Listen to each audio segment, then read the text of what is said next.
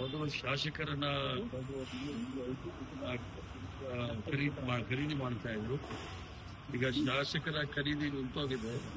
ನೇರವಾಗಿ ಮತಗಳನ್ನ ಕಳ್ತನ ಮಾಡ್ತಕ್ಕಂಥ ಕೆಲಸ ಕೈ ಹಾಕಿದ್ದಾರೆ.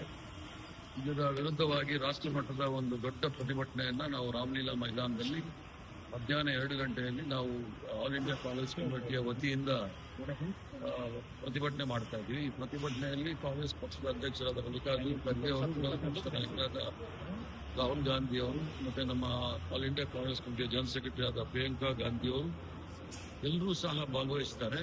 ಬಹಳ ದೊಡ್ಡ ಮಟ್ಟದಲ್ಲಿ ಪ್ರತಿಭಟನೆ ಆಗ್ತಾ ಇದೆ. ಹರಿಯಾಣದ ಉಸ್ತುವಾರಿ ನಾನು ವಹಿಸಿರ್ತಕ್ಕಂಥದ್ದು. ಹರಿಯಾಣದಲ್ಲಿ 8 ಕ್ಷೇತ್ರದಲ್ಲಿ 23,000 ಓಟ್ಗಳನ್ನ ವ್ಯತ್ಯಾಸ ಮಾಡಿ ಅವ್ರು ಗೆದ್ದಿರ್ತಕ್ಕಂಥದ್ದು. ಸರಾಸರಿ ಒಂದೊಂದು ಕ್ಷೇತ್ರದಲ್ಲಿ 3,000 ಓಟನ್ನ ಕದ್ದು ಇವ್ರು ಗೆದ್ದಿರ್ತಕ್ಕಂಥದ್ದು. ಅಲ್ಲಿ 0.5% ಭಾರತೀಯ ಜನತಾ ಪಾರ್ಟಿ ಗೆದ್ದಿರ್ತಕ್ಕಂಥದ್ದು. ಬಹಳ ಸ್ಪಷ್ಟವಾಗಿ ಹರಿಯಾಣದಲ್ಲಿ ಗೊತ್ತಾಗುತ್ತೆ ಇವರು ಮತವನ್ನ ಕಳ್ತನ ಮಾಡಿದ್ದಾರೆ ಅಂತ ಹೇಳಿ. ಆದ್ರಿಂದ ಇದರ ವಿರುದ್ಧ ಭಾರಿ ಪ್ರತಿಭಟನೆ ಮಾಡ್ತಾ ಇದ್ವಿ. ಹರಿಯಾಣದಿಂದಲೂ ಸಹ ಸಹಸ್ರಾರು ಸಂಖ್ಯೆಯಲ್ಲಿ ಜನ ಬಂದು ಪ್ರತಿಭಟನೆಯಲ್ಲಿ ಪಾಲ್ಗೊಂಡು.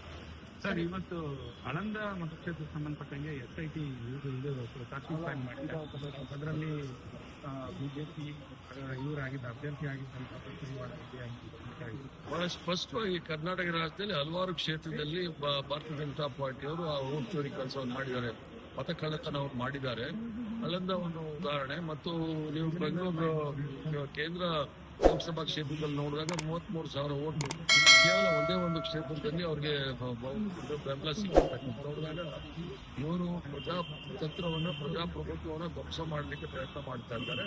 ಪ್ರಜಾಪ್ರಭುತ್ವವನ್ನು ಉಳಿಸ್ಲಿಕ್ಕೆ ಮತ್ತು ಸಂವಿಧಾನ ಉಳಿಸ್ಲಿಕ್ಕೆ ದೊಡ್ಡ ಪ್ರತಿಭಟನೆ ನಾಳೆ ಮಾಡ್ತಾರೆ. ಸಿಎಂ DCM ಬರ್ತಾ ಇದೆ, ಏನಾದರೂ ಚರ್ಚೆ ಆಗುತ್ತೆ ಸರ್? ರಾಜ್ಯದಲ್ಲಿ ಕುರ್ಚಿ ಸ್ವಾಗತ ಮಾಡಲಿಕ್ಕೆ ನೀವೆಲ್ಲ ತಯಾರಿ ಮಾಡಬೇಕು. ಇಕ್ಬಾಲ್ ಹುಸೇನ್ ಅವರನ್ನು ಮಾತಾಡಿದ್ದಾರೆ.